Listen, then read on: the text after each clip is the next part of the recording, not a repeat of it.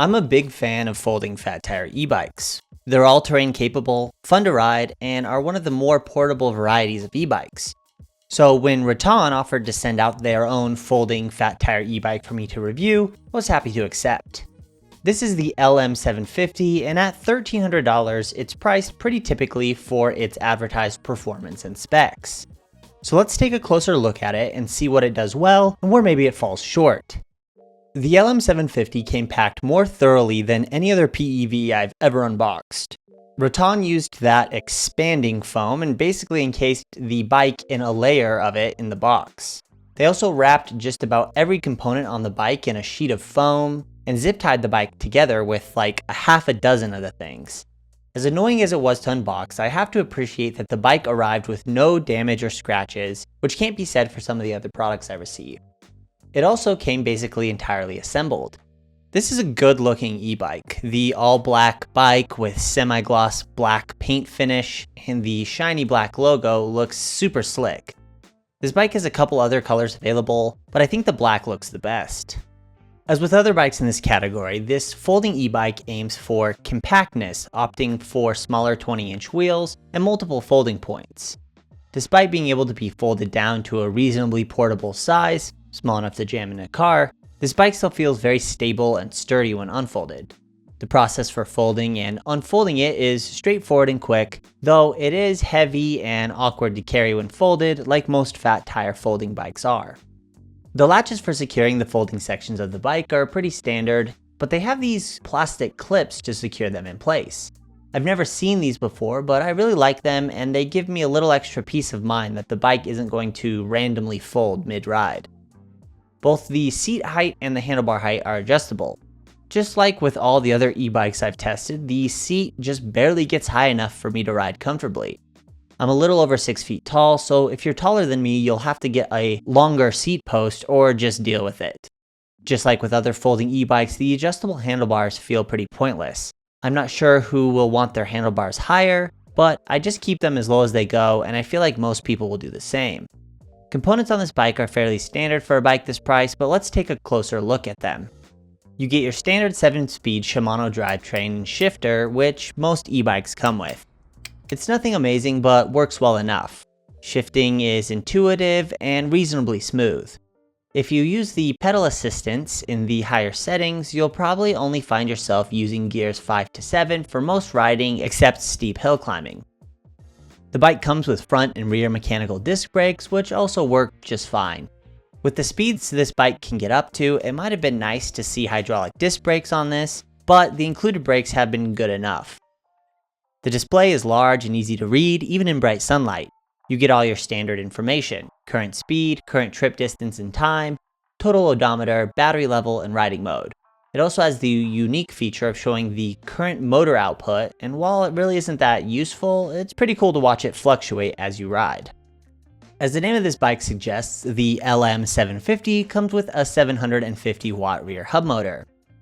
This is a zippy little bike capable of speeds close to 30 miles an hour, and it gets up there fairly quickly. It's quite capable up almost every hill you might encounter in an average city. This e-bike comes with the option of both pedal assist and a twist throttle.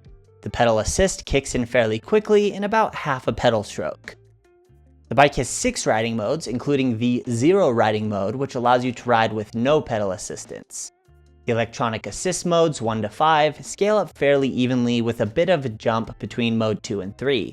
I ride almost exclusively in mode 5 because, well, I like to get around as fast as possible, but mode 3 seems to be that perfect balance between reasonable pedal assistance while still feeling like you're actually pedaling the bike. Assistance in mode 3 will keep you around 20 miles an hour on flat ground, which is a comfortable speed for most people. The twist throttle activates the motor from a stop to make quick takeoffs easy. The throttle strength scales with the pedal assist mode you're in. I found myself rarely using the throttle, mostly because it feels awkward to use. It doesn't line up with where your hand naturally rests, and it can be awkward to twist it with the palm rest of the handlebar grip getting in the way.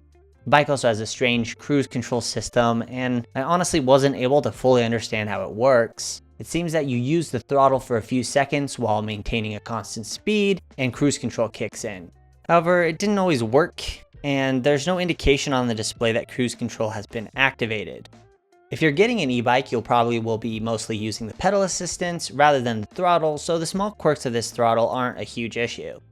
The 13 amp hour battery gave me about 17 miles of range when I used it in the highest pedal assist setting, so you can kind of consider this its minimum range. You could probably get 20 to 25 miles of range or more if you rode exclusively in lower pedal assist settings. In any case, that's a far cry from the 45 miles of range that they advertise, but I am yet to encounter a company that advertises realistic range or anything close to it, so I guess unfortunately this is par for the course. A big point of issue for me is the battery itself. First off, it's removable, a nice but fairly standard feature. Removing it is a pain though, since the seat doesn't fold up and out of the way like it does on other e-bikes. You have to remove the seat completely to pull the battery out of the bike. Annoying, but not the end of the world. The big issue is how poorly the guide rail for the battery has been installed.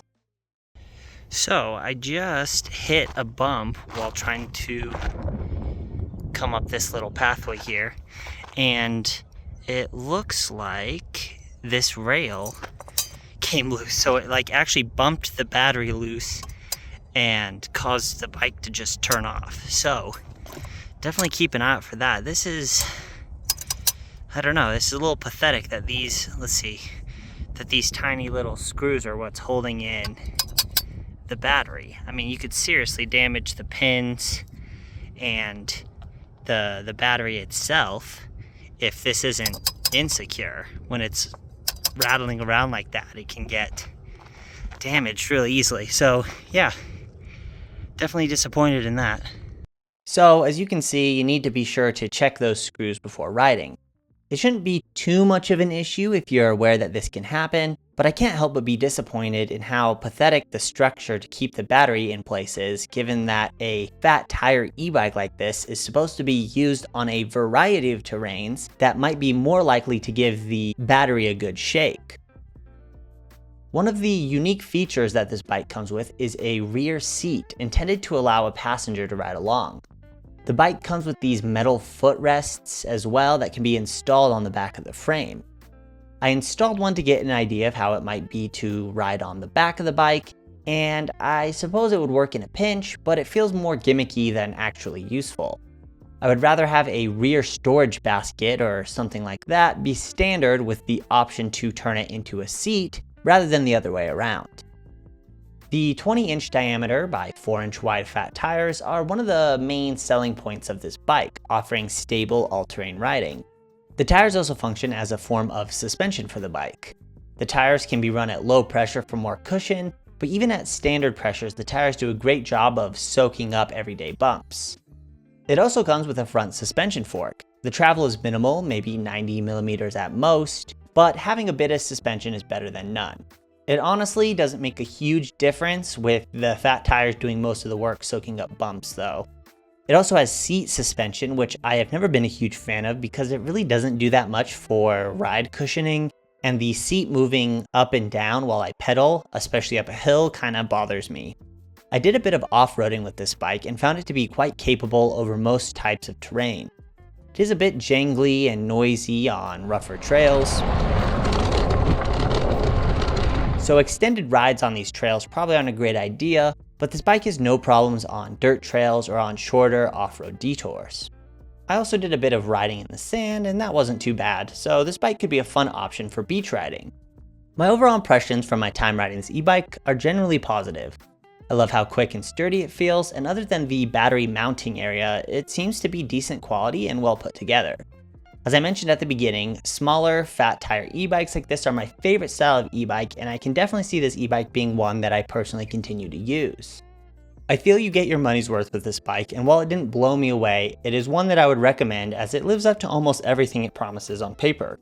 If you want to check this bike out for yourself, then there will be a link down below in the description. Thanks for watching, and be sure to get subscribed for more PEV reviews and content. Like this video if it was helpful or entertaining, leave a comment or question below, and I will see you in the next one.